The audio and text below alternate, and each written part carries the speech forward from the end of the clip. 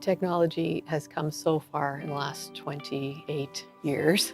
I've seen changes from everything on paper, and a photocopier was technology.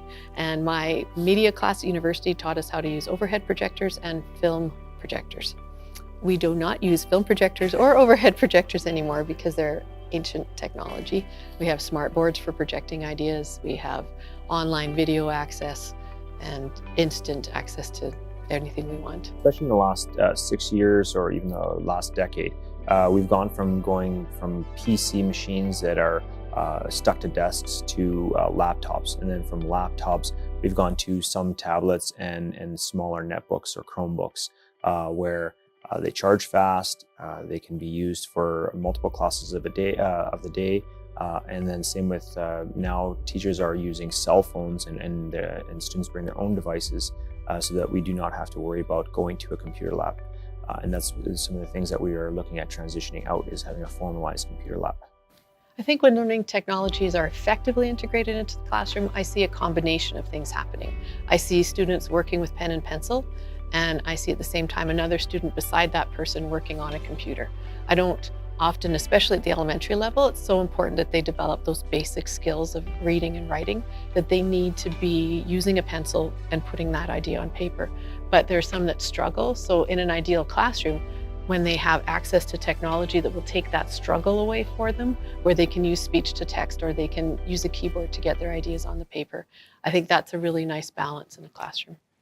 As I would say, as children are moving into high school, that everything they learn in elementary will guide them through that way. So just something basic like learning how to log in when they're in elementary school means that when they get to the high school, they're going to be able to do that easily and efficiently. If they are familiar with computers, when they're using Epic on an iPad and just zooming through all of the screens and knowing how to use all of those things, that kind of stuff is going to translate into high school. Technology has really increased our ability to have good communication at home. And so one of the models that we follow is the kind of the triangular model where, you know, the teacher is only one part of the triangle, the student is the second part, and the parent is the third. And so making sure that we have great communication home means that the student is really supported from two sides so that the triangle is as strong as possible. And so having free technology, having technology that's accessible all the time, we use different messaging software, such as Remind or School Messenger, to send material home to our students and also through their parents. So collecting email addresses, not just phone numbers for our parents, allows us to send emails or send reminders of when the upcoming exam is, so that parents can help us to tell their students to study or to get material that they've missed in class or that they are missing, to get that into us.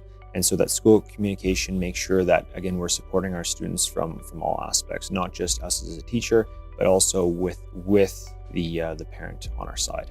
I love using Class Dojo as an app in my classroom. It allows me to communicate with my parents in a way that I've never been able to do in my years of teaching. So as we mentioned, how things have changed, communication with home is something that I would see as probably one of the most radical positive changes that I've seen in using technology in my classroom. I love that I can send a note to a parent, so-and-so forgot their lunch, can you please stop it by? And I know they're going to see it on their phone. I know as soon as they have a response, I can send out a message to the entire class where tomorrow is Remembrance Day, please remember to wear red, and all of the parents see it right away. I can also look to see which parents have read it, so I know which parent to send an individual note to because they didn't see the class message.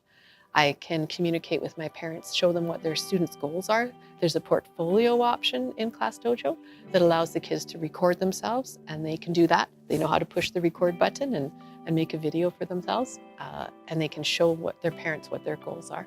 So technology has really changed the way we do professional development. Two things have really changed over the past couple of years, and that is we can now communicate with teachers via various platforms rather than driving to conferences. So we can have it virtual meetings, and we can still arrange to meet up in the same classroom. Second thing that's changed is that we can share a lot of our creative materials, whether that be lesson plans or activities. At the elementary level, a lot of stuff that they're doing would appear simple, and it has to be suited for their ability. Although, as I was telling Mr. Hollingsworth, my student that was showing how to use Epic is far more familiar with that interface than I am. I let the kids just go, and it's amazing how willing they are to take risks and explore things. So she knows how to upload her favorite books into the library, not because I taught her, because she figured it out. So that inquiry that comes from using the technology is something they can bring with them into high school. This is a good time to be appropriate and use the technology responsibly. Pull out your cell phones so that we need it when we need it. So the instant accessibility of the actual devices has gone from possibly getting the technology in a computer lab when we can schedule it to having it at the fingertips when we need it.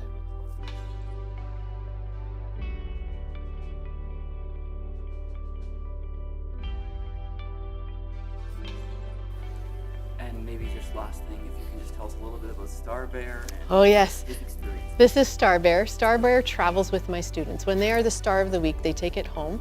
And when they take their Star Bear home, they can do special things with Star Bear. Take pictures, the parents send the pictures back through Class Dojo, and then we can show the class what Star Bear has experienced. So Star Bear spends a week in each child's home. Star Bear has also traveled to Japan. Star Bear has been to Mexico, to Cuba, and most recently to Hong Kong.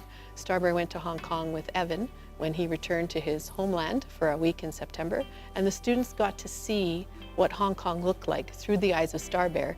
And with technology, they're able to see those pictures instantly. So the first day Evan left, he flew out of the Vancouver airport, sent us a picture of Star Bear and Evan at the Vancouver airport, and we got to see where he was. We're gonna work with that. I know. Okay. Okay.